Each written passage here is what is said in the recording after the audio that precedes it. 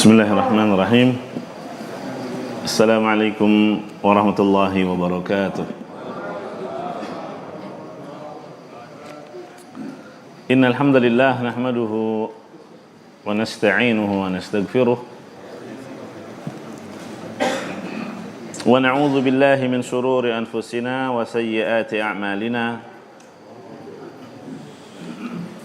Man yahdihillahu فلا مضل له ومن يضلل فلا هادي له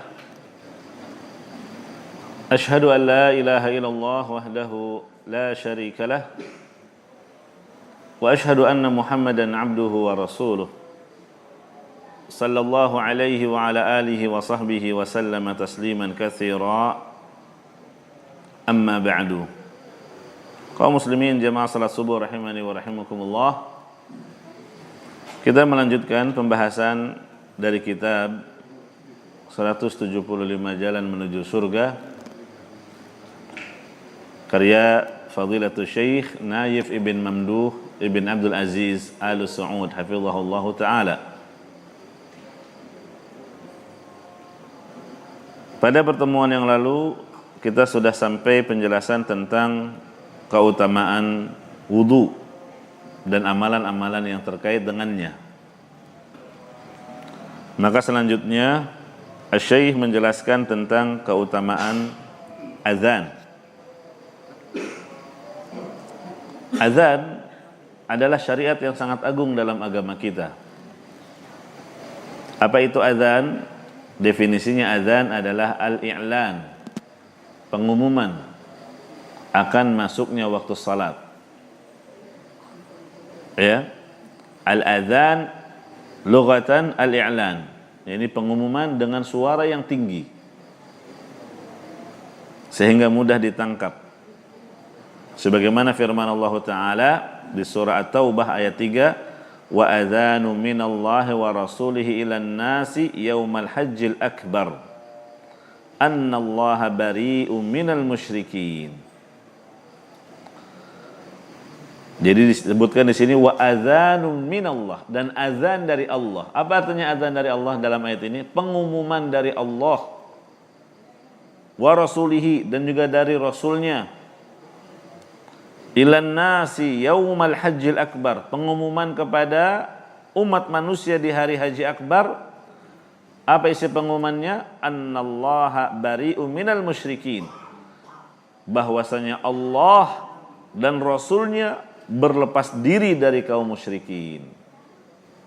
Jadi dalam ayat ini digunakan kata wa adzanun, dan azan dari Allah. Apa artinya azan? Al-i'lan, pengumuman dengan suara yang tinggi. Adapun menurut terminologi syariat, azan adalah al-i'lan bi waqti salati bi dzikrin makhsusin. Azan adalah pemberitahuan waktu salat dengan zikir, lafaz khusus. Yani yang kita kenal dengan lafaz azan yang diawali dengan takbir dan diakhiri dengan tahlil.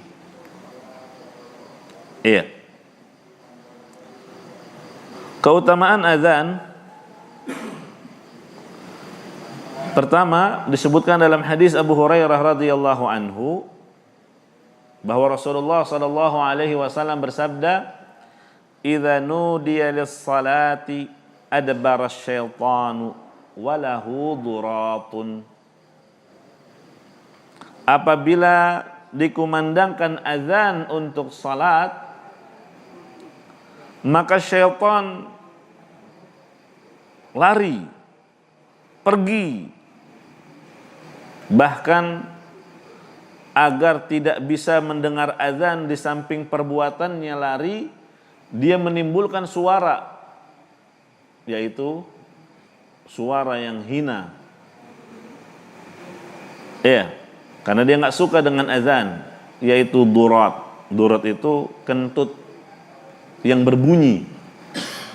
Beda dengan kentut yang tidak berbunyi, namanya fusa dalam bahasa Arab. Sebagaimana hadis Abu Hurairah radhiyallahu anhu, Nabi SAW bersabda, la yaqbalullahu salata ahadikum idza ahdatsa hatta yatawadda. Allah tidak menerima salat salah seorang di antara kalian apabila berhadas sampai dia berwudu. Lalu ada yang bertanya, apa yang dimaksud dengan hadas? Abu Hurairah menjawab, fusaun wa dhurat. Hadas adalah buang angin yang berbunyi maupun yang tidak berbunyi. Kalau kita kan cuma satu bahasa ya, buang angin atau ya yang dikenal lebih populer kentut. Tapi dalam bahasa Arab dibedakan. Kalau buang angin berbunyi namanya dhurat. Kalau tidak berbunyi tapi dampaknya lebih dahsyat biasanya itu fusa. Ya, fusa. Iya. Jadi kalau lagi banyak orang terus ada mencium bau-bau, wah ini ada yang fusa nih. Nah, ada yang fusa. Iya, apa itu fusa? Iya. Wah, nanti nggak hadir kajian ya. Nggak paham ya. Kalau bukan fusa kita pasti udah tahu siapa orangnya. Yaitu dhurat. Iya. Nah, jadi kata Nabi SAW, dan ini wajib untuk kita imani ya, karena Rasulullah yang mengabarkannya SAW, bahwa kalau azan berkumandang itu setan nggak suka, benci dia sama suara azan.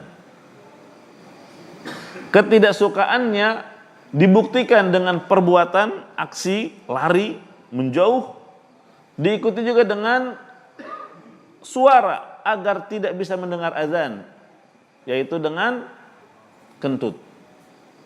Ya, makanya orang-orang yang nggak suka sama azan, ya, tidak suka dengan azan, ada kemiripan dengan syaitan. Hatta la yasma'at ta'zin, dia lari dan membuang angin sampai dia tidak mendengar azan. Sampai dia tidak mendengar azan. Jauh juga berarti ya larinya. Kalau dia tinggalnya berada di wilayah kaum muslimin. Mau lari kemana? Di sini masjid azan, di sana masjid azan. Iya, mentok kemana-mana. Tapi memang syaitan punya kekuatan yang lebih daripada manusia. Punya kecepatan yang tinggi, bisa menempuh jarak yang jauh dalam waktu yang sebentar. Fa idza qadha nida aqbala. Tapi kalau azannya sudah selesai, ya, dia pun kembali datang. Balik lagi dia, enggak kapok. Hatta idza thawwaba bis salati adbara. Kalau dikumandangkan qomat, lari lagi dia. Sampai kalau sudah selesai qomat, kembali lagi dia. Enggak putus asa dia. Enggak ada kapoknya dia. Balik lagi. Sehingga jangan pernah merasa aman dari syaitan. Dia kembali lagi untuk menimbulkan was-was, gangguan. Sehingga orang ragu dalam salatnya. Tadi buang angin atau enggak, sepertinya ada sesuatu yang dirasakan. Atau seseorang diingat-ingat tentang hal yang sebelum dilakukan sebelum sholat. Apalagi kalau sebelum sholat dia nyari-nyari barang yang hilang. Ya biasanya ingatnya pas lagi sholat. Makanya kalau kelupaan naruh barang, sholat aja. Enggak ya, ini bercanda aja. Nanti dengar lagi ya, disyariatkan ada sholat. Ustadz Abdullah membolehkan sholat tujuannya mencari barang. Enggak. Artinya saking semangatnya syaitan untuk mengganggu sholat kita, ya itu akan diingatkan segala sesuatu. Makanya kalau mau sholat, konsentrasikan, ya, hilangkan segala hal yang dapat mengganggu. Karena mudah sekali dipancing sama syaitan. Iya. Sebelum sholat kesel sama seseorang, itu kebawa tuh lagi sholat, kepikiran tuh orang. Yang hadir bukannya Allah Subhanahu wa taala dalam ingatannya, tapi kekesalan dan kejengkelannya dengan orang tersebut. Begitu seterusnya. Sampai orang yang sholat lupa berapa rakaat sudah. Nah, ini kerjaannya syaitan. Berarti hadis yang sahih ini diriwayatkan oleh Imam Al-Bukhari dan Muslim, di antara keutamaan azan dapat mengusir syaitan. Makanya kalau kita lihat ada orang kesurupan ya atau kena pengaruh jin, itu di antara cara ngusirnya azan di telinganya. Ya, di samping membaca ayat kursi, membaca surat Al-Baqarah, Al-Ikhlas, Al-Falaq, An-Nas dan surat-surat lainnya. Boleh kumandangkan azan ya untuk mengusir dia. Dan ini terpraktekkan ya, bagaimana mereka berteriak-teriak kalau dikumandangkan azan. Dan juga terbukti apa yang Nabi SAW katakan, biasanya kalau di daerah yang ada anjingnya ya, kalau pas lagi azan itu anjing biasanya menggonggong, melalung ya, gitu ya. Kenapa? Karena mereka melihat syaitan yang lari-lari itu. Nah, kemudian hadis yang lain yang menjelaskan keutamaan azan adalah hadis Abu Hurairah radhiyallahu anhu. Dia mendengar Nabi SAW bersabda, "Lau ya'lamun nasu ma fin nida'i was-saffil awwali thumma lam yajidu illa ayyastahimu alaih lastahamu." Seandainya manusia itu mengetahui betapa besarnya pahala mengumandangkan azan dan mereka tidak mendapatkan kesempatan untuk azan kecuali harus melalui undian, niscaya mereka tetap akan berebut untuk ikut undiannya. Ya, rela untuk berundi dalam rangka apa? Bisa azan. Ini hadis diriwayatkan oleh Imam Bukhari dan Muslim juga. Terkadang ada amalan-amalan yang keutamaannya dirahasiakan. Tapi Nabi sudah ngasih bocoran. Nanti kalau tahu, banyak orang menyesal. Waduh, kenapa saya dulu nggak melakukan ini? Waduh, kenapa saya nggak jadi muadzin? Padahal di samping rumah saya itu masjid, di samping rumah saya itu musola. Yang mudah bagi saya untuk mengumandangkan azan di saat masuknya waktu salat. Begitu. Iya. Sama seperti kata Nabi SAW di sini, seandainya manusia mengetahui pahala besar di balik syariat azan dan pahala besar di balik shaf yang pertama, wah, mereka kalau tidak bisa mendapatkannya kecuali dengan diundi, niscaya mereka akan rela berundi untuk mendapatkannya. Gitu ya. Jazakallah khairan. Sama seperti keutamaan-keutamaan yang lain, ya. Kalau kalimat semacam ini ada amalan-amalan yang keutamanya dirahasiakan. Sebagai ujian dari Allah bagi hamba-hambanya, siapa yang betul-betul ingin meraih keutamaan tersebut dan siapa yang tidak. Yang namanya ujian ya dirahasiakan dong. Kalau nggak rahasia, ya itu bukan ujian. Sama seperti ketika Lailatul Qadar dirahasiakan, kepastiannya kapan? Cuma dikasih bocoran 10 malam terakhir, di malam-malam ganjil. Ya, pastinya kapan? Rahasia. Sebagai bentuk ujian siapa di antara hamba-hamba Allah yang serius mencarinya dengan siapa yang tidak. Begitu juga dengan syariat azan ini. Maka cukuplah kalimat semacam ini menunjukkan betapa agungnya pahala yang terkandung di balik azan. Iya. Jemaah rahimani wa rahimakumullah, adapun keutamaan muadzin. Nah, kalau tadi azannya ya. Sekarang muadzin. Muadzin itu orang yang mengumandangkan azan.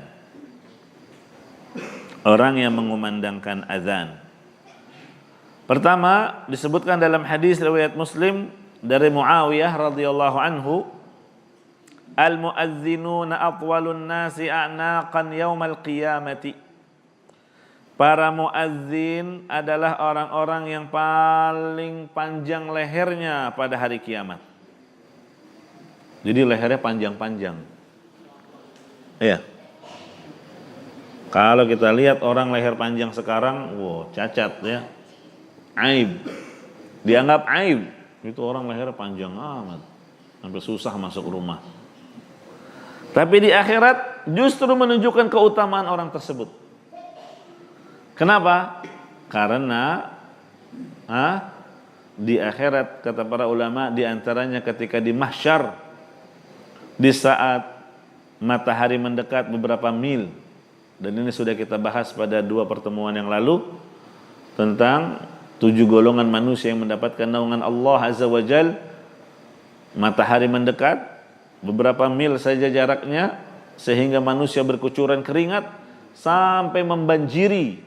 Ada yang membanjirinya sampai sebetis, sedengkul, sepinggul, terus sampai ada yang sedadaknya, sampai selehernya, sampai ada yang menenggelamkannya.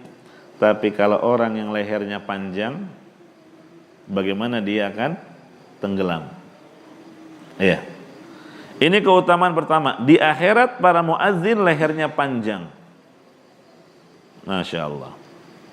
Karena memang ya kerjaannya mereka kan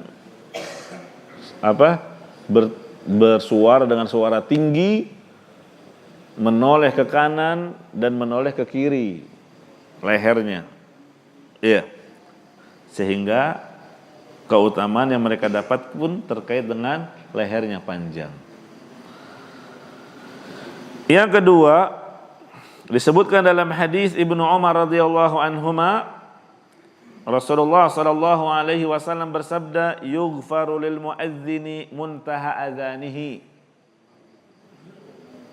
Berarti ini hadis yang menjelaskan keutamaan yang kedua. Apa itu? Suara azan, ini sejauh suara azannya terdengar, maka seluruh makhluk yang mendengar suara azan dia, baik dari pepohonan, bebatuan, baik makhluk yang basah maupun makhluk yang kering, semuanya memohon kepada Allah ampunan untuk orang yang azan ini. Jadi didoain sama semua makhluk yang mendengar suara azannya. Iya. Masya Allah. Wa yastaghfiru lahu kullu ratbin wa yabisin sami'ahu.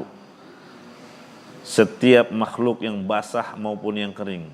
Nah, ini makhluk itu kan ada yang basah, ada yang kering. Maksudnya ada yang memiliki darah banyak, ada yang sedikit. Bahkan ada yang tidak ada darahnya. Tapi dia tergolong makhluk hidup dari berbagai jenis serangga misal. Mendengar suara azannya, ini semuanya akan memintakan ampunan kepada Allah untuk si muadzin. Hadis sahih diriwayatkan oleh Imam Ahmad. Ya. Keutamaan yang ketiga, keutamaan muadzin. Disebutkan dalam hadis Abu Sa'id Al-Khudri radhiyallahu anhu, Rasulullah sallallahu alaihi wasallam bersabda, "La yasma'u madda sautil muadzini jinnun wala insun wala syai'un illa syahida lahu yaumal qiyamah." Tidaklah jin, manusia, serta tidak ada sesuatu pun yang mendengar suara azannya dia, melainkan semuanya itu akan menjadi saksi di hadapan Allah, saksi kebaikan bagi si muadzin. Wah, di akhirat itu kalau semakin banyak saksi kita, ya, saksi dalam hal kebaikan tentu semakin menguntungkan kita. Iya. Karena lisan kita diam, tidak berbicara, dikunci. Yang berbicara adalah saksi-saksi. Tangan kita berbicara, kaki kita berbicara, seterusnya. Termasuk makhluk-makhluk yang di sekitaran kita berbicara, menjadi saksi. Gimana supaya saksi kita banyak? Di antaranya bersemangatlah Anda untuk mengumandangkan azan. Ya. Yang keempat, muadzin mendapatkan doanya Nabi sallallahu alaihi wasallam. Disebutkan dalam hadis yang diriwayatkan oleh Imam Abu Dawud, At-Tirmidzi dan disahihkan oleh Asy-Syaikh Al-Albani rahimahullah, Nabi sallallahu alaihi wasallam mendoakan para imam dan muadzin. Doanya bagaimana? Allahumma arsyidil a'immah Kalau para imam didoakan, semoga Allah memberikan ar-rusyd. Apa itu ar-rusyd? Rusyd itu bimbingan di atas jalan yang lurus.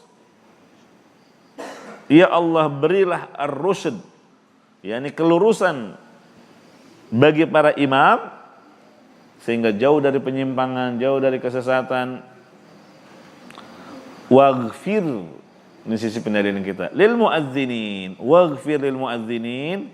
Ini doanya Nabi SAW, dan ampunilah para muadzin. Dan juga hadis Aisyah radhiyallahu anha, dia pernah mendengar Nabi SAW bersabda, al imamu dhaminun wal muadzinu mu'tamanun. Imam adalah penjamin, sedangkan muadzin adalah orang yang diamanahi untuk memberitahu masuk sholat. Makanya harus amanah, yakni mengumandangkan azan pada saat masuknya waktu sholat. Ia berusahalah untuk tidak terlambat memberitahu masuknya waktu sholat. Iya, dia harus pastikan bahwa tidaklah dia mengumandangkan azan kecuali tepat waktu. Karena itu yang dinanti-nanti. Apalagi kalau di bulan Ramadan, khususnya di saat waktu berbukanya kaum muslimin. Jangan dia batalin dulu sendirian. Dia udah kenyang minum, makan, orang-orang lagi nunggu, kok belum azan-azan ya? Si muazin mah udah kenyang duluan. Udah baru azan 5 menit kemudian. Ini enggak amanah namanya.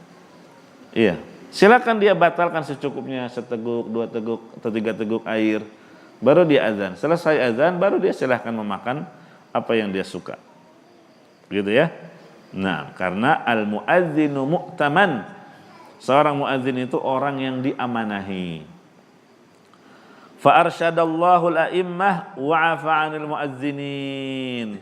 Semoga Allah memberikan ar-rusyd, kelurusan kepada para imam, wa'afa 'anil muadzinin, dan semoga Allah memaafkan, mengampunkan para muadzin. Ini hadis diriwayatkan oleh Ibnu Hibban dalam sahihnya dan disahihkan oleh Syekh Al-Albani rahimahullahu taala. Jamaah rahimani wa rahimakumullah. Ada 5 amalan yang semestinya kita amalkan ketika mendengar azan. Ada 5 amalan yang hendaknya kita amalkan ketika mendengar azan. Yang pertama, kata Nabi SAW, "Idza sami'tumul muadzin faqulu mithla ma yaqul." Apabila kalian mendengar muadzin, ucapkanlah seperti yang diucapkan muadzin. Berarti ini amalan pertama. Apa itu? Orang bilangnya menjawab azan. Menjawab azan berarti ada 2 ya. Menjawab azan itu datang ke masjid, memenuhi panggilan azan. Termasuk menjawab azan adalah ini. Ya. Mengikuti apa yang diucapkan muadzin. Nah. Dan inilah cara supaya kita mendapatkan pahala sebagaimana pahala muadzin yang tadi sudah disebutkan. Jadi jangan setelah tahu keutamaan muadzin, enak bener kalau gitu ini mau jadi muadzin nih. Sampai para sahabat cemburu, iri mereka. Tapi yang mendasari irinya mereka karena apa? Pahala yang besar yang dapat diraih oleh muadzin. Sampai mereka bertanya, "Ya Rasulullah, muadzin lebih mengungguli kami dalam pahala amal kebaikan." Iya. Artinya apa? Gimana cara kami? Ya jangan juga nanti berebut jadi muadzin. Ya gantian dong, kamu terus azan. Apalagi muadzin itu biasanya di sebuah masjid sudah ditentukan. Nggak usah berebut. Kalau ingin mendapatkan pahalanya muadzin, ini kata Nabi SAW, "Idza sami'tumul muadzin faqulu mithla ma yaqul." Dalam riwayat tadi, "Qul kama yaqulun." Ucapkan saja, kamu ikuti seperti yang diucapkan muadzin itu. Jadi kalau muadzin mengucapkan Allahu Akbar, Allahu Akbar, Kita jawab Allahu Akbar, Allahu Akbar. Begitu seterusnya. Ya. Kecuali hayya 'alas shalah dan hayya 'alal falah. Dijawabnya apa? La haula wala quwwata illa billah. Ini khusus hayya 'alatain, dua hayya 'al. Hayya 'alas shalah. Maka yang tepat jawabannya la haula wala quwwata illa billah. Apa artinya la haula wala quwwata? Kalau la haula, kalau kita kan menerjemahkannya tidak ada daya dan upaya kecuali dengan pertolongan Allah. Daya dan upaya. Sebenarnya haula itu dari kata hawwala yuhawwilu. Artinya tidak ada yang bisa merubah kondisi kita. Itu haula. La haula berarti tidak ada yang bisa merubah kondisi kita. Dari maksiat menjadi taat. Ya. Dari sakit menjadi sehat. Ya. Begitu juga dalam hal ini salat, enggak ada yang bisa merubah kondisi kita. Dari tidur menjadi semangat bangun menuju masjid. Dari sibuk dunia bekerja merubah menjadi kondisi ketaatan kepada Allah Azza wa Jalla. Ini namanya hawwala. Yuhawwilu. La haula berarti tidak ada yang dapat merubah kondisi seseorang kecuali orang yang mendapatkan taufik dari Allah Azza wa Jalla. Dan benar saja ya, berapa banyak orang-orang yang badannya sehat tapi tidak merasa terpanggil. Ini menunjukkan jangan dianggap sepele menjawab azan. Iya. Berusahalah untuk mengucapkan muadzin seperti yang diucapkan dia. Entah itu dari masjid yang terutama sih yang lebih dekat yang akan kita datang ke masjid tersebut. Ya. Jawab. Kumandang azan. Jangan dianggap remeh. Ada pengaruhnya yang sangat kuat terhadap jiwa kita. Makanya kenapa sih azan berkumandang di masjid-masjid tapi yang datang sedikit? Jawabannya adalah jangankan perhatian mereka untuk datang ke masjid. Ya. Bisa jadi hal itu disebabkan karena kurangnya perhatian mereka terhadap menjawab azan itu sendiri. Ya. Azan berkumandang, yang lagi ngobrol tetap sibuk dengan obrolannya, cuek dengan azan. Yang lagi bekerja sibuk dengan pekerjaannya, yang sedang berniaga di pasar sibuk dengan perniagaannya. Ini kalau kurang dalam merespon panggilan azan, bagaimana dia akan tergerak untuk merespon datang ke masjid menjawab panggilan azan tersebut. Jelas ya? Ini diperhatikan oleh para ulama. Sampai Syekh Abdul Razak hafizahullah ta'ala pernah cerita, dia di Masjid Nabawi lagi awal-awal menuntut ilmu katanya, dihadir di majelisnya Syekh Abdul Aziz bin Baz. Iya, penuh majelisnya Syekh Abdul Aziz bin Baz. Banyak yang mengerumuni Syekh. Orang di depan, di belakang, di kanan, kiri, penuh. Padahal Syekh Abdul Razak hafizahullah katanya pengen bertanya kepada Syekh bin Baz. Ada satu pertanyaan yang diajukan. Tapi sulit, nggak punya celah. Iya, dia tunggu kapan kesempatan Syekh ini kosong.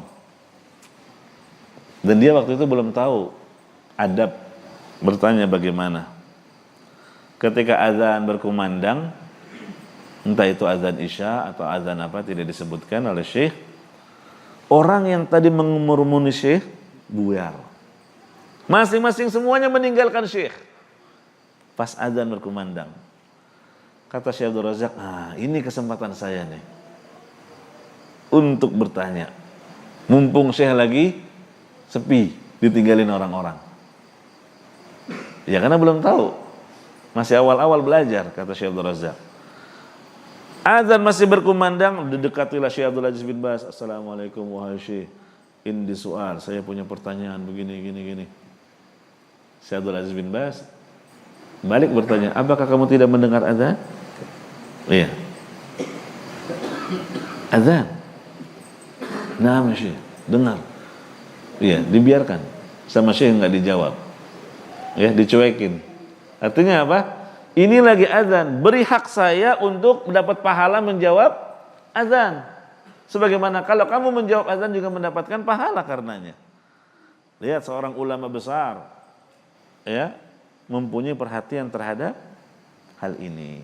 Jelas ya? Jadi kalau Anda ingin memperbaiki perhatian Anda menjadi besar terhadap kehadiran salat berjamaah di masjid, besarkan perhatian Anda juga terhadap azan. Jawab kalau azan itu berkumandang. Jelas ya? Nah, barakallahu fikum. Kecuali hayya 'alas shalah tadi, la haula, tidak ada yang dapat merubah kondisi seseorang dari maksiat menjadi taat, dari sehat menjadi sakit, dari sakit menjadi sehat, dari miskin menjadi kaya dan seterusnya kecuali Allah Azza wa Jalla. Itu makna la haula wala quwwata, baru tidak ada kekuatan untuk melangkah melakukan ketaatan kecuali dengan taufik dari Allah Azza wa Jalla. Nah, lalu bagaimana kalau ucapan salat subuh kan ada as-salatu khairum minan naum.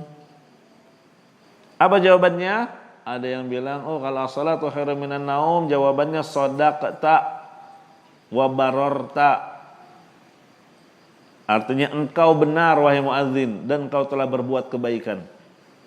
Ada juga yang menambahkan wa ana ala dzalika minasyahidin, dan atas hal itu aku menjadi saksi. Jawabannya gitu katanya. Tapi ini jawaban tidak sahih. Ya, tidak sahih kata Al-Hafidz Ibnu Hajar Al-Asqalani rahimahullah mengkhususkan jawaban as-salatu khairum minan naum. Dari sisi bahasa juga salah ya. Bukan shadaqta wa bararta tapi wa barirta. Kalau engkau telah berbuat kebaikan itu bukan bararta tapi barirta. Iya, tapi enggak perlu. Kalau hadisnya dhaif, maka kembali ke hukum asal perintah Nabi tadi, faqulu mithla ma yaqul, ucapkan seperti yang diucapkan muadzin. Ya, jadi as-salatu khairum minan naum. Kita jawab as-salatu khairum minan naum. Karena pengecualiannya cuma hayya 'alas shalah dan hayya 'alal falah. Iya. Ini amalan pertama. Iya. Begitu juga dengan kalimat terakhir. Apa kalimat terakhir? La ilaha illallah. Kita ucapkan la ilaha illallah. Cuma kebanyakan orang nambahin Muhammadur Rasulullah. Muazzin ngucapin Muhammadur Rasulullah enggak tadi? Enggak. Sebelumnya, dia jawab sebelumnya. La ilaha illallah, ikuti la ilaha illallah. Enggak usah ditambahin. Kan lebih komplit. Yeah. Katanya lebih komplit, lebih baik. Enggak, yang baik itu yang mencocoki sunnah. Jadi kata Nabi SAW, "Tsumma qala la ilaha illallah." Kemudian muadzin mengucapkan sampai la ilaha illallah. Ucapkanlah la ilaha illallah. Barang siapa yang mengucapkan la ilaha illallah juga min qalbihi, dari dasar hatinya yang dia ikhlas mengucapkan kalimat-kalimat tersebut, dakhalal jannah, niscaya dia akan masuk surga. Ini disebutkan dalam hadis riwayat Muslim dari sahabat Umar bin Khattab radhiyallahu anhu.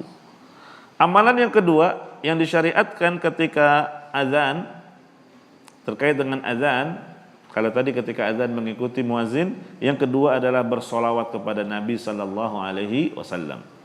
Baca salawat ya tentu sesudah azan ya. Karena kelanjutan hadis, "Tsumma shallu alayya," kemudian bersolawatlah untukku. Fa innahu man shalla alayya salatan sallallahu alaihi biha asyra. Karena siapa yang bersolawat kepadaku 1 kali, maka Allah akan bersolawat kepadanya 10 kali. Apa artinya Allah bersalawat kepada orang tersebut? Artinya Allah akan memberikan rahmat, memberikan ampunan. Allah akan memuji dia di hadapan para malaikatnya. Itu makna Allah bersalawat. Nah, silakan salawat apapun. Allahumma salli ala Muhammad wa ala ali Muhammad kama sallaita ala Ibrahim wa ala ali Ibrahim innaka Hamidum Majid, dan seterusnya yang dikenal dengan salawat Ibrahimiyah. Jadi salawatnya sama seperti salawat kita di dalam salat. Yang ketiga, amalan yang ketiga adalah memohon kepada Allah al-wasilah dan al-fadilah. Kata Nabi SAW, "Tsumma sallallahu liyal wasilah." Kemudian mintalah wasilah kepada Allah untukku. Kata Nabi SAW. Apa itu wasilah? Fa innaha manzilatun fil jannah. Wasilah adalah tempat di surga spesial. La tambagi illa li abdin min ibadillah, yang hanya diperuntukkan bagi hamba Allah tertentu. Wa arju an akuna anahu, dan aku berharap akulah hamba yang dimaksud itu. Faman sa'ala liyal wasilah, dan barang siapa yang memintakan wasilah kepada Allah untukku, halat lahu syafa'ah, maka dia berhak mendapatkan syafaatku pada hari kiamat. Jadi yang ketiga ini maksudnya menjawab, membaca doa sesudah azan, yaitu apa doanya? Allahumma rabba hadhihi da'watit tammah wassalatil qa'imah ati Muhammadanil wasilata wal fadilah wab'athhu maqaman mahmudan alladhi wa'adta. Hanya sampai situ. Hadisnya sahih diriwayatkan oleh Bukhari dari sahabat Jabir bin Abdullah radhiyallahu anhu. Man qala hina yasma'un nida, barang siapa yang membaca doa setelah mendengar azan, Allahumma rabba hadhihi da'wati tamah, ya Allah, Rabb pemilik dakwah yang sempurna ini, yakni dakwah tauhid. Karena azan itu kalimat tauhid. Wassalatil qa'imah, ya Allah, Rabb pemilik salat yang akan ditegakkan ini. Artinya kita melaksanakan salat hanya untuk Allah. Ati Muhammadanil wasilata wal fadilah. Inilah cara kita meminta kepada Allah. Berikanlah ya kepada Muhammad wasilah dan fadilah. Kalau wasilah tadi kedudukan yang tinggi di surga, kalau fadilah ini kedudukan mulia yang lainnya, keutamaan. Iya. Wa ba'athu maqaman mahmudan alladhi wa'adtah, dan bangkitkanlah beliau sehingga bisa menempati maqam, kedudukan yang terpuji yang telah engkau janjikan padanya. Gitu ya. Itu maknanya. Jadi doa sesudah azan makanya dijadikan senjata oleh orang-orang yang menganggap Muhammad itu belum dijamin masuk surga. Buktinya apa? Setiap selesai azan minta didoain sama umatnya. Gitu kan? Padahal keliru. Rasulullah SAW jelas dijamin masuk surga di surat Al-Fatah. Inna fatahna laka fatham mubina liyaghfira laka Allahu ma taqaddama min dhanbika wa ma ta'akhkhar. Ini jelas ayat. Jaminan dari Allah bahwa Nabi Muhammad SAW masuk surga. Karena dosa-dosa beliau yang lampau maupun yang akan datang sudah mendapatkan ampunan dari Allah. Dan setiap orang yang diampuni oleh Allah pasti tempat kembalinya adalah surganya. Lah terus kenapa? Ini justru sebagai bentuk ibadah kita kepada Allah. Ya, kita yang butuh untuk membaca doa ini agar kita mendapatkan syafaat dari Rasulullah SAW. Apa sih syafaat itu? Syafaat itu pertolongan pihak ketiga. Pihak pertamanya Allah yang menjadi hakim, raja pada hari itu. Pihak keduanya kita selaku hamba. Jadi misal contoh syafaat. Setelah Allah menghisab seorang hamba, wah ini hamba dengan banyaknya keburukan yang dia lakukan, masuk neraka. Sudah ditetapkan menjadi ahli nar, tapi dengan syafaat dari Rasulullah SAW, jangan ya Rab, dia dari umatku, gak jadi dimasukkan ke neraka.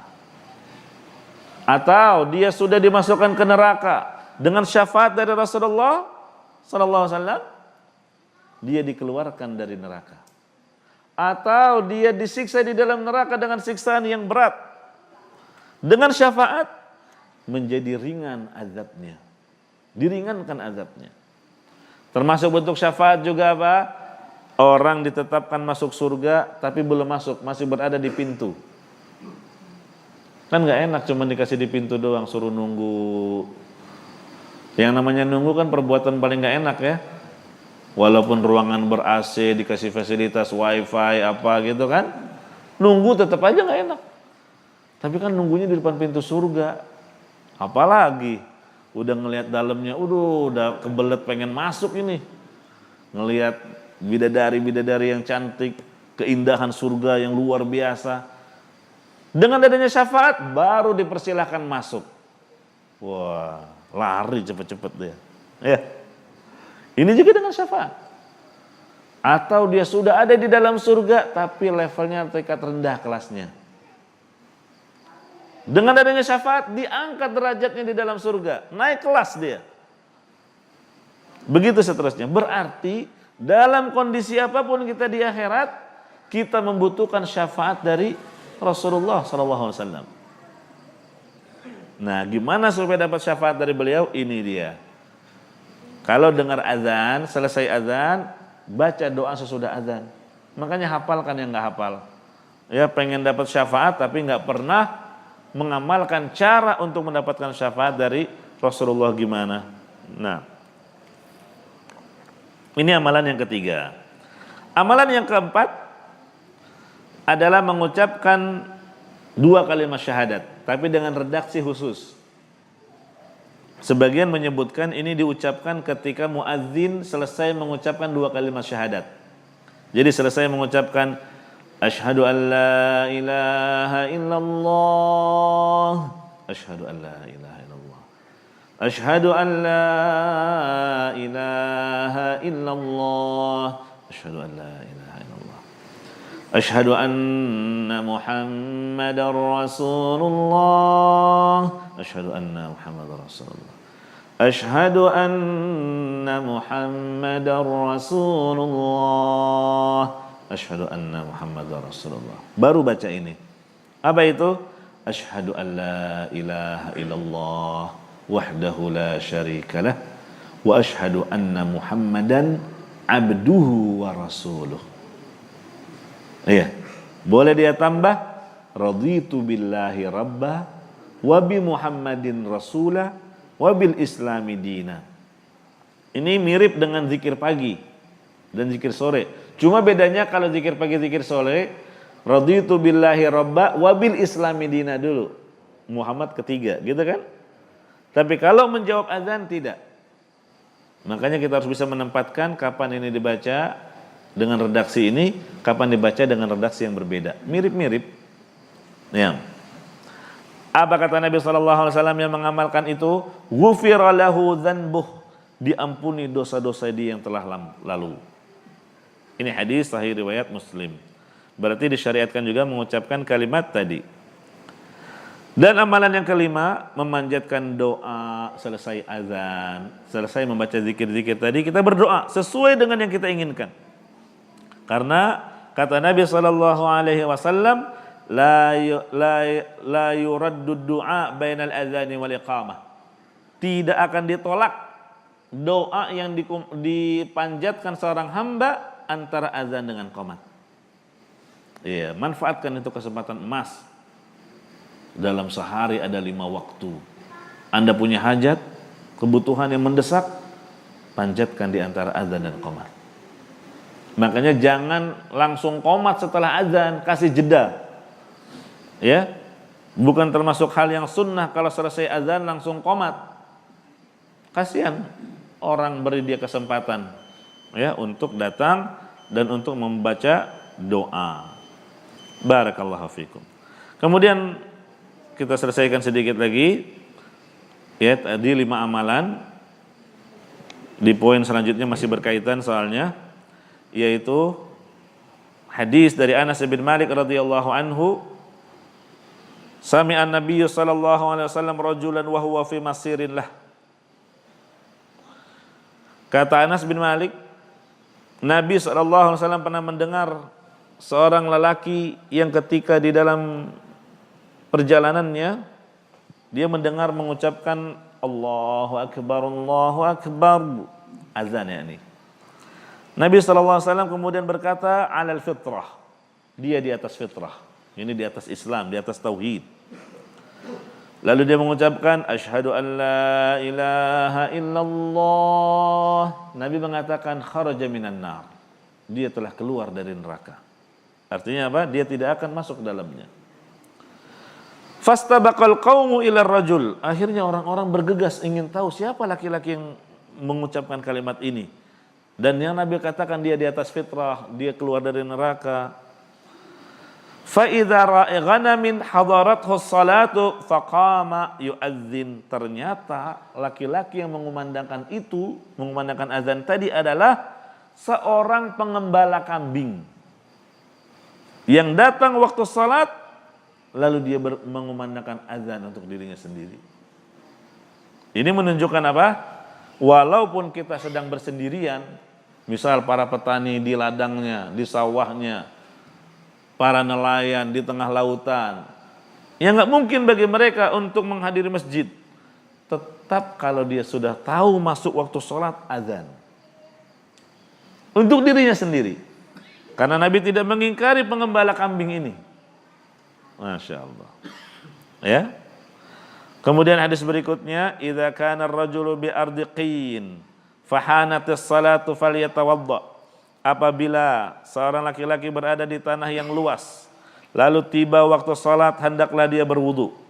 Fa in lam yajid ma'an falyatayammam. Kalau dia tidak mendapati air, hendaknya dia tayammum. Jangan dia tunda-tunda. Enggak ada air, ntar ajalah salatnya. Jangan, tayammum kalau memang enggak ada air. Fa in aqama shalla ma'ahu malakah. Kalau dia qomat, langsung qomat enggak azan, salat bersama dia 2 malaikat. Wa in adzana wa aqam, tapi kalau dia azan dulu, terus setelah itu dia qomat, shalla khalfahu min juludillah ma la yura tarafah, akan salat di belakang orang ini tentara-tentara Allah, jadi dari kalangan malaikat yang tidak dapat terlihat ujungnya. Saking apa? Banyaknya. Masya Allah. Ini kan kadang kita dapati di sebagian kampung, orang akhirnya pesimis. Ya, saya udah capek nih, bosen. Azan di musola ini nggak ada yang datang. Saya yang azan, saya yang qomat, saya yang imam. Mending kalau ada makmumnya. Nggak ada. Kan gitu ya. Dengarkan hadis ini. Jangan putus asa. Kok kamu nggak pernah azan lagi ke situ? Ah, percuma. Siapa bilang percuma? Kalau kamu dengar hadis ini, semangat kamu. Iya. Biar bisa menjadi sebab orang mendapatkan hidayah dan kau tidak merugi. Walaupun kamu azan ya kamu, qomat ya kamu, ingat ternyata kata Nabi SAW, terdapat malaikat di belakangmu yang jumlahnya sangat banyak sampai nggak kelihatan ujungnya. Oh gitu ya? Iya. Tapi jangan juga terlalu pede. Akhirnya setelah nggak ada siapa-siapa, bantu ke makmum, luruskan, rapatkan barisannya wahai malaikat. Orang yang lihat, ente ngomong sama siapa tadi? Ini juga terlalu pede ya. Nggak kelihatan makhluk gaib ya. Nah jadi ini jamaah azani Allah wa iyyakum. Kemudian satu hadis lagi kata Nabi SAW, ya'jabu rabbuk min ra'i ghanamin fi ra'si syadhiyatil jabal. Rabbmu Allah tabaraka wa ta'ala takjub, kagum terhadap pengembala kambing yang berada di atas lereng gunung, dia mengembala. yu'adzinu bis shalah, dia azan untuk salat, wa yusalli, lalu dia melaksanakan salat. Fayaqulullahu azza wa jalla unzuru ila abdi hadza, Allah berkata kepada para malaikatnya, lihatlah hambaku ini, dia azan lalu melaksanakan salat karena dia takut kepadaku. Qad ghafartu li abdi, aku telah mengampuni dosa hambaku ini, wa adkhaltuhul jannah, dan aku akan memasukkan dia ke dalam surga. Masya Allah, ya, karena nampak betul ketakwaannya dia. Mengembala kambing di saat kesendiriannya, jauh dari orang, di saat kesibukannya mengembala, tapi tidak menghalangi dia untuk melaksanakan sholat tepat waktu. Dia pun mengumandangkan azan lalu dia qomat. Ya, ini menunjukkan dalil bahwa kita disyariatkan untuk tetap azan dan tetap qomat sekalipun sholat sendiri, walaupun hukumnya itu sunnah.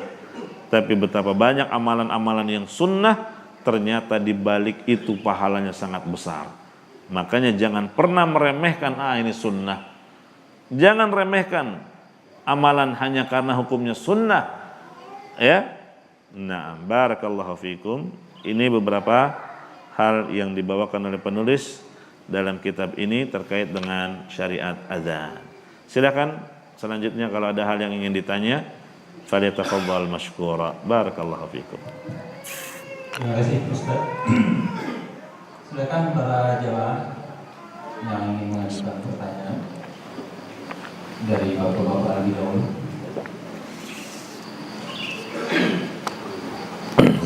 Pak Ari. Assalamualaikum. Waalaikumsalam. Waalaikumsalam warahmatullahi wabarakatuh. Agungnya syahadat azan, bahkan di tengah masyarakat kita, saking agungnya syahadat azan ini kita gunakan untuk bayi yang baru lahir ataupun digunakan juga ketika orang akan ketika orang yang sudah dimakamkan di dalam kubur. Jadi syahadatnya Taib, Allah ya barik fiik. Memang azan memiliki syariat yang sangat agung, tapi harus diketahui ini ibadah. Maka sebagaimana ibadah yang lainnya harus terpenuhi dua syarat, ikhlas dan ittiba. Dua syarat ini pada semua ibadah termasuk azan. Sehingga azan harus ikhlas karena Allah, jangan karena mengharapkan upah. Dan yang kedua, harus ada contoh dari Nabi SAW. Untuk bayi yang baru lahir ada hadisnya, tapi diperselisihkan oleh para ulama akan kesahihannya. Dan yang lebih kuat hadisnya tidak sahih. Ini azan. Kalau qomat jelas kedhaifannya, tidak ada untuk bayi yang baru lahir, karena ada bilang kanan azan, kiri qomat. Ya.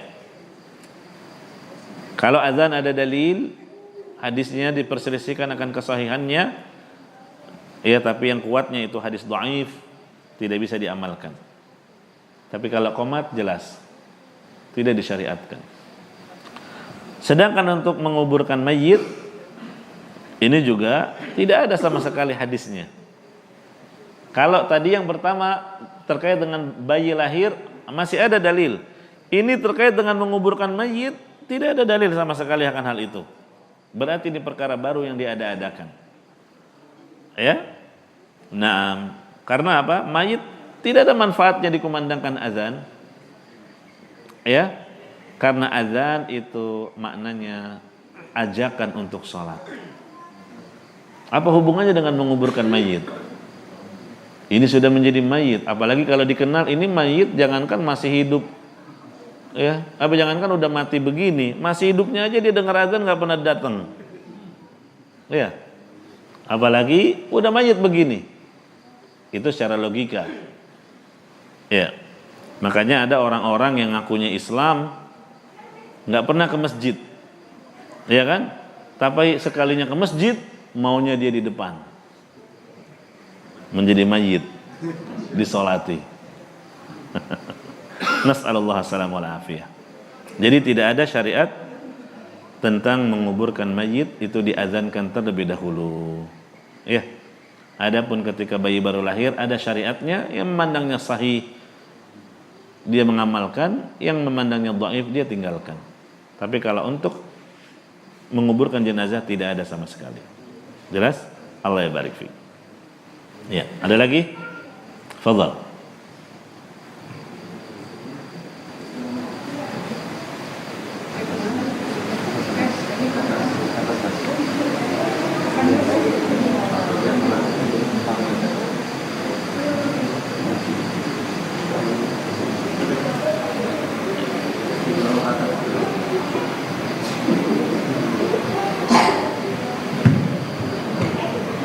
Assalamualaikum warahmatullahi wabarakatuh. Waalaikumsalam warahmatullahi wabarakatuh. Saya mau tanya Ustaz, pertama bagi seorang muadzin, apakah ada doa yang disyariatkan khusus bagi muadzin sebelum atau setelah memandangkan azan? Doa sebelum. Ataupun setelah memandangkan azan? Soalnya doa yang tadi kan bagi pendengar, setahu saya. Oh iya. Dan juga bagi seorang pendengar, apakah disyariatkan untuk mengangkat dua tangan ketika berdoa setelah memandangkan azan? Baik. Assalamualaikum warahmatullahi wabarakatuh. Waalaikumsalam warahmatullahi wabarakatuh. Bagi muadzin, apakah ada doa khusus sebelum dia melaksanakan tugasnya? Jawabannya tidak ada. Ya. Tidak ada. Tidak bismillah, tidak juga sholawat. Ya, langsung saja. Untuk mengkhususkan membaca bacaan tertentu butuh dalil. Nah, kalau sesudahnya, ini terdapat silang pendapat di kalangan ulama. Apakah muadzin juga mengucapkan Allahumma rabba hadhihi da'wati tamma was salatil qa'imah dan seterusnya? Ada yang berpendapat itu khusus bagi yang mendengar azan, ada yang berpendapat muadzin juga disyariatkan. Iya. Tapi kalau yang disepakati, muadzin tidak perlu mengikuti apa yang diucapkan oleh muadzin dia sendiri. Karena Rasulullah mengatakan idza sami'tumul muadzin, kalau kalian mendengar muadzin. Berarti diarahkan kepada siapa? Orang yang mendengar, muadzin tidak.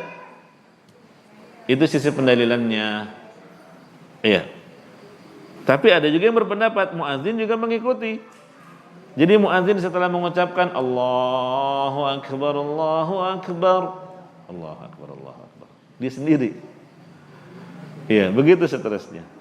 Nah, ini letak silang pendapat di kalangan ulama. Ya wallahu alam, ini perkara ijtihadiyah. Kalau saya cenderung kepada pendapat bahwa muadzin tidak disyariatkan untuk mengikuti lafaz azannya dia. Adapun membaca doanya itu dibolehkan karena lafadznya sifatnya umum. Iya, doa sesudah azan. Nah, adapun qomat itu tidak ada jawaban. Ya, tidak ada jawaban. Adapun aqamahallahu wa adamaha itu juga tidak sahih. Hadisnya didhaifkan dan dijelaskan oleh Syekh Ibnu Hajar Al-Asqalani rahimahullahu taala. Tidak ada jawaban khusus setelah qomat. Jelas? Allah ya barik fiik. Yang kedua apa tadi? Mengangkat tangan. Ini juga mengangkat tangan tidak disyariatkan dalam membaca doa sesudah azan. Kalau doa azannya ya, doa terkait dengan azannya. Tapi kalau doa permohonannya disyariatkan mengangkat kedua tangan. Jadi selesai la ilaha illallah, kita ucapkan la ilaha illallah. Allahumma rabb hadhihi da'wati tamma was salatil qa'imah ati Muhammadan al-wasilata wal fadilah wab'ath maqama mahmudan alladhi wa'adtah. Udah kan? Kalau mau ditambah raditu billahi rabba wa bi Muhammadin rasulan bil islam dina. Iya. Setelah itu kalau mau dia salat qobliyah dulu silakan qobliyah kalau memang ada qobliyahnya. Kalau tidak dia mau lanjut berdoa baru dia mengangkat tangan. Ini doa permohonan. Namanya doaul mas'alah. Kalau yang tadi itu masuknya zikir. Ya, zikir sesudah azan. Jelas dibedakan antara doa dengan zikir. Sama kayak kita masuk masjid itu zikir. Bismillahi wassalatu wassalamu ala rasulillah. Allahumma aftahli abwaaba rahmatik. Gak perlu kita masuk masjid baca angkat tangan, keluar masjid ngangkat tangan, ya. Gak semua disyariatkan ngangkat tangan. Kita mengangkat tangan pada tempat-tempat yang Rasulullah SAW menyontohkannya dengan mengangkat tangan. Jelas? Barakallah. Silakan. Waalaikumsalam warahmatullahi wabarakatuh. Sekarang zaman kita apakah diperbolehkan memasang azan di handphone dan jika diperbolehkan apakah ada hukumnya di tanggung jawab azan yang lebih dari handphone? Masya Allah. Iya, sekarang zamannya gadget ya. Kalau sebagai pengingat masuk waktu sholat, apalagi kita pasang aplikasi yang di situ nanti berkumandang azan pada waktu-waktunya, ini insya Allah termasuk hal yang dibolehkan, ya. Cuma hati-hati kalau Anda mau ke toilet. Nah, iya, lagi asik-asik nongkrong tiba-tiba disaku tas, Allah. Nah, gitu ya. Kalau ringtone jelas nggak boleh. Ini kan bukan ringtone. Kita tahu dia hanya di saat-saat waktu sholat. Iya, pada asalnya dibolehkan. Nah, tapi kalau mematikannya, ya jangan di tengah kalimat. Yes, biarkan selesai. Atau kalau perlu, di silent saja suaranya. Yang Anda butuhkan kan informasi waktunya saja. Tiba-tiba bunyi ting, apa nih? Oh, masuknya waktu zuhur. Mungkin itu lebih selamat ketimbang kita pasang suaranya dan tidak menjamin kita sedang berada di mana. Iya. Kecuali kita bisa mengantisipasi hal itu. Barakallahu fiik. Adapun menjawabnya bagaimana? Menjawab azan dari handphone atau dari televisi atau dari radio. Pada asalnya yang diperintahkan untuk dijawab itu muadzin, orang. Oh, itu juga orang, Ustaz. Iya, tahu. Masa jin? Artinya orang yang dia memang niat mengumandangkan azan di waktu-waktu sholat. Iya. Sedangkan itu rekaman. Muadzin di masjid itu jelas niat. Dia niat azan, tahu ini azan apa, ini azan zuhur, azan asar. Ya. Sehingga yang disyariatkan untuk dijawab adalah yang orang asli, bukan rekaman. Ya, bukan dari rekaman. Adapun yang di radio, di televisi, termasuk yang di gadget, itu rekaman. Ya, walaupun bisa kebanyakannya malah azannya bagusan yang rekaman daripada yang asli. Tapi syariat agama kita ya seperti itu. Yang disyariatkan untuk dijawab adalah yang asli, orang yang mengumandangkan azan. Jelas? Barakallahu fiik. Iya. Satu lagi Ustaz dari pertanyaan dari saya. Biasanya kalau di kantor-kantor kita ada satu ruangan yang ya cukup untuk melaksanakan sholat jamaah. Iya, musola orang bilangnya. Apakah juga kita pemandangan azan ketika sudah masuk? Iya. Dengan dalil-dalil yang terakhir tadi kita sebutkan tentang pengembala kambing, ya, berada di tengah kesibukannya mengembala. Kemudian Nabi juga menyebutkan adanya yang bahkan yang berada di bukit, di pegunungan.